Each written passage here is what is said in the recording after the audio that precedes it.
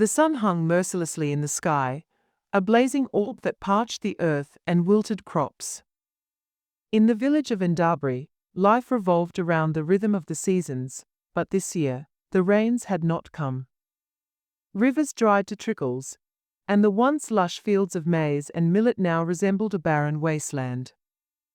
Goats bleated weakly, their ribs visible beneath thinning fur, while children's laughter had grown subdued as hunger gnawed at their bellies.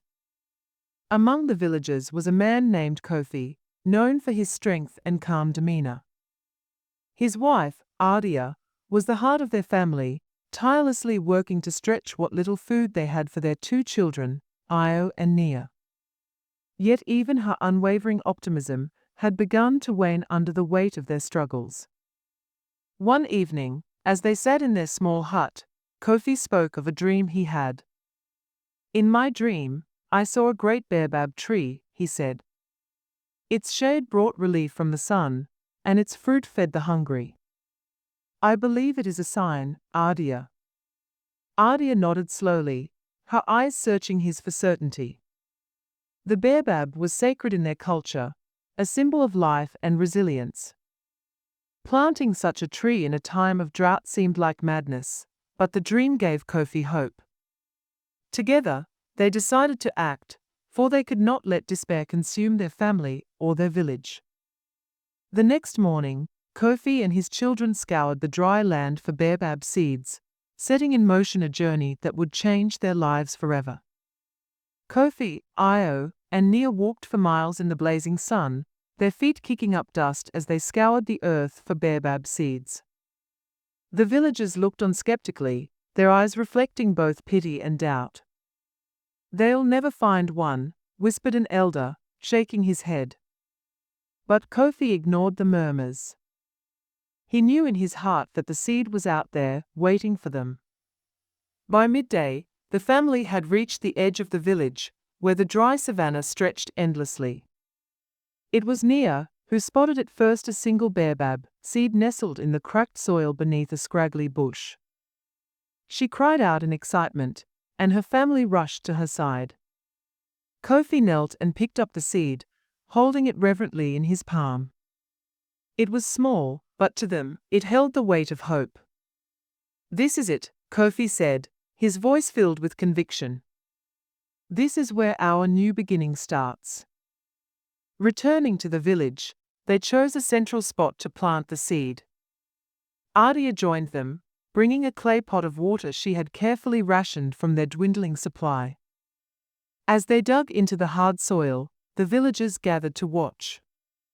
Some scoffed, others shook their heads, but just a few watched with cautious curiosity. With the seed planted and watered, Kofi stood and addressed the crowd. "This tree will grow," he declared. "It will give us shade, fruit, and hope. But we must all nurture it together." The villagers exchanged uncertain glances. Some walked away, unwilling to believe. But others lingered, moved by Kofi's determination. That night, as the family lay in their hut, they prayed for rain, for growth, and for the strength to endure.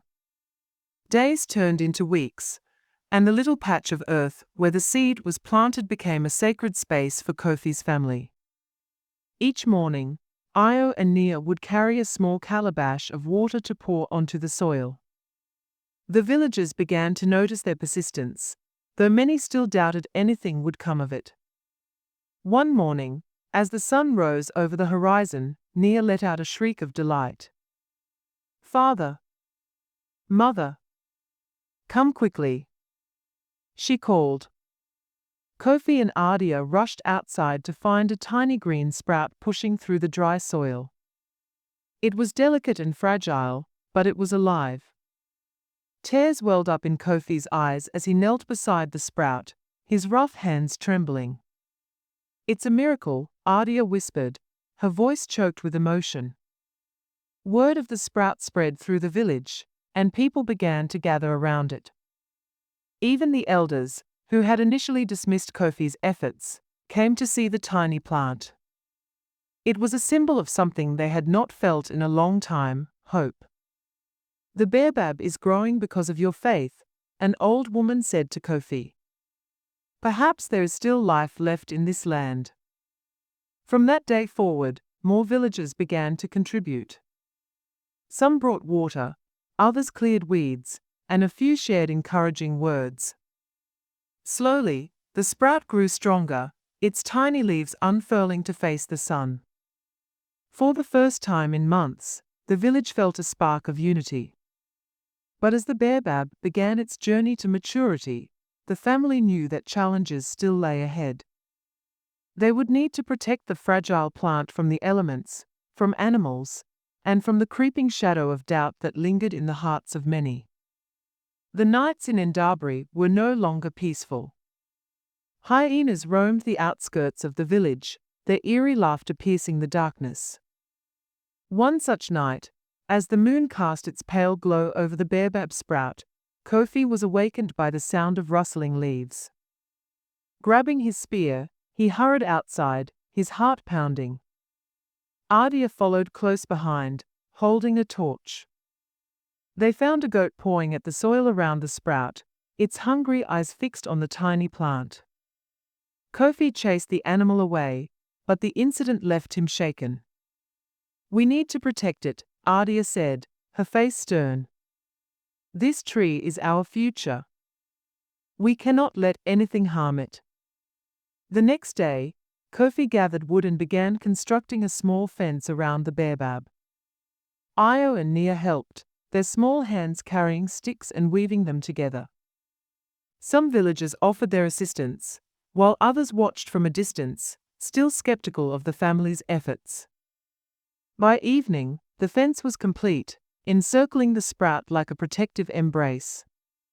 As they stood back to admire their work, Kofi placed a hand on Io's shoulder. "This tree will grow strong because we are strong," he said. "And one day, it will shelter all of us." That night, as the family slept, a gentle breeze swept through the village. It carried with it the scent of damp earth, a promise of rain. The baobab swayed slightly in the wind, as if nodding in agreement, and the villagers' hope grew just a little brighter.